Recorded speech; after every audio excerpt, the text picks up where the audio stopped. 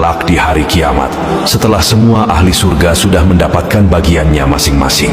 Ada seorang yang paling akhir Allah angkat dari neraka, ia juga orang yang paling akhir memasuki surga. Kira-kira apa yang akan ia dapatkan dari sisa-sisa surga? Berikut penuturan lengkapnya dari Rasulullah. Dalam hadis Sahih riwayat Imam Al-Bukhari dikisahkan bahwa orang-orang bertanya kepada Nabi Muhammad, "Wahai Rasulullah, apakah kita akan melihat Allah pada hari kiamat nanti?" Beliau menjawab, "Apakah kalian dapat membantah bahwa bulan akan nampak jelas pada malam purnama?" Mereka menjawab, "Tidak." "Apakah kalian dapat membantah bahwa kalian dapat melihat matahari bila tidak ada awan yang menghalanginya?" Mereka menjawab, "Tidak." Beliau lantas menjelaskan bahwa kelak para penduduk surga akan dapat melihat keagungan zat Allah secara jelas, layaknya manusia yang saat ini dapat melihat bulan purnama dan matahari. Kemudian Nabi Muhammad melanjutkan penjelasannya bahwa manusia akan dikumpulkan pada hari kiamat di suatu tempat. Lalu Allah Subhanahu wa Ta'ala berfirman, "Barang siapa menyembah sesuatu di dunia, maka ia akan mengikuti apa yang ia sembah. Maka di antara manusia ada yang mengikuti matahari, di antara mereka ada yang mengikuti bulan atau bentuk sesembahan-sesembahan lainnya.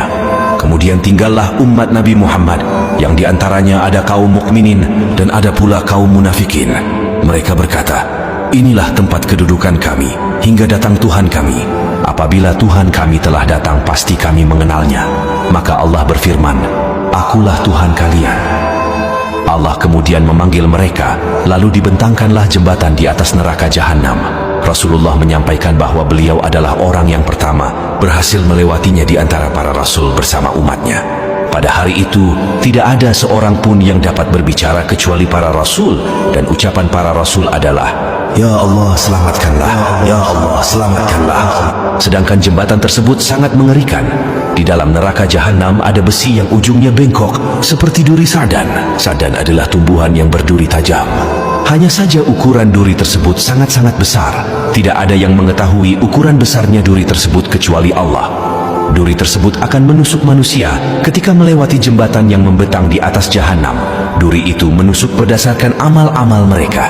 Di antara mereka ada yang dikoyak-koyak hingga binasa disebabkan amalnya. Ada juga yang dipotong-potong dan kemudian selamat melewatinya.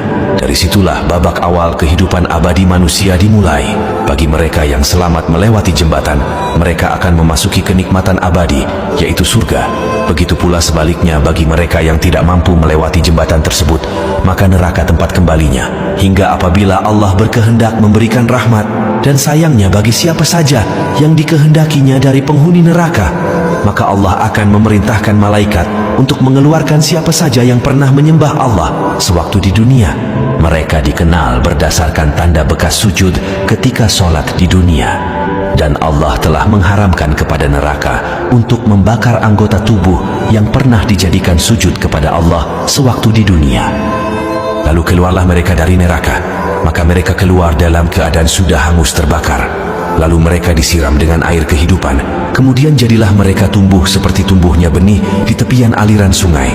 Setelah hampir semua manusia yang pernah sujud sewaktu di dunia Allah angkat dari neraka dan dimasukkan ke surga, maka tinggal hanya seorang yang berada antara surga dan neraka. Dia adalah orang terakhir yang memasuki surga setelah melewati siksa neraka. Dia sedang menghadapkan wajahnya ke neraka seraya berkata, "Ya Tuhanku, palingkanlah wajahku dari neraka. Sungguh anginnya neraka telah meracuni aku dan baranya telah memanggang aku." Lalu Allah bertanya, seandainya dikabulkan permohonannya, apakah ia tidak akan meminta yang lain lagi? Orang itu menjawab tidak. Maka Allah membuat perjanjian dengan orang tersebut sesuai dengan apa yang diucapkannya. Kemudian Allah memalingkan wajah orang tersebut dari neraka. Maka ketika wajahnya dihadapkan kepada surga, dia melihat taman-taman dan keindahan surga, lalu terdiam dan tertegun. Orang tersebut seolah telah lupa dengan perjanjian sebelumnya. Ia kembali memohon kepada Allah, "Ya Tuhanku, dekatkan aku ke pintu surga." Allah Azza wa Jalla berfirman, "Bukankah kamu telah berjanji dan mengikat perjanjian untuk tidak meminta sesuatu setelah permintaan kamu sebelumnya?" Orang itu menjawab, "Ya Rabbi, aku tidak mau menjadi makhlukmu yang paling celaka." Allah kembali bertanya, "Apakah jika telah diberikan permintaanmu sekarang ini, nantinya kamu tidak akan meminta yang lain lagi?" Orang itu menjawab, "Tidak, demi kemuliaan-Mu, aku tidak akan meminta yang lain setelah ini. Maka Allah kembali membuat perjanjian dengannya. Lalu orang tersebut didekatkan ke pintu surga. Maka manakala orang itu sudah sampai di pintu surga, dia melihat keindahan surga dan taman-taman yang hijau serta kegembiraan yang terdapat di dalamnya. Orang itu terdiam dan tertegun. Kemudian orang itu berkata, "Ya Allah, masukkanlah aku ke surga." Allah berfirman, "Celakalah kamu dari sikap kamu yang tidak menepati janji. Bukankah kamu telah berjanji dan mengikat perjanjian untuk tidak meminta sesuatu setelah kamu diberikan apa yang kamu pinta?" Orang itu berkata, "Ya Allah, janganlah Engkau menjadikan aku ciptaan-Mu yang paling celaka." Dalam kelanjutan hadis sahih tersebut, Nabi Muhammad menjelaskan bahwa Allah tertawa atas sikap orang itu. Sebagai catatan, kita hanya wajib mengimani kejadian tersebut tanpa diperbolehkan untuk menanyakan atau membayangkan bagaimana tertawanya Allah. Kemudian Allah mengizinkan orang itu memasuki surga.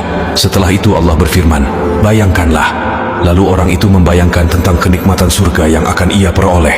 Hingga setelah selesai apa yang ia bayangkan, Allah berfirman kepadanya, "Ini semua untukmu dan dilipat gandakan 10 macam yang serupa dengannya." Dalam hadis lain, Imam Muslim meriwayatkan bahwa orang yang kedudukan surganya paling rendah akan diberikan kekayaan layaknya kekayaan para raja di dunia. Kemudian ditambahkan 5 kali yang serupa dan dilipat gandakan kembali 10 kali lipat.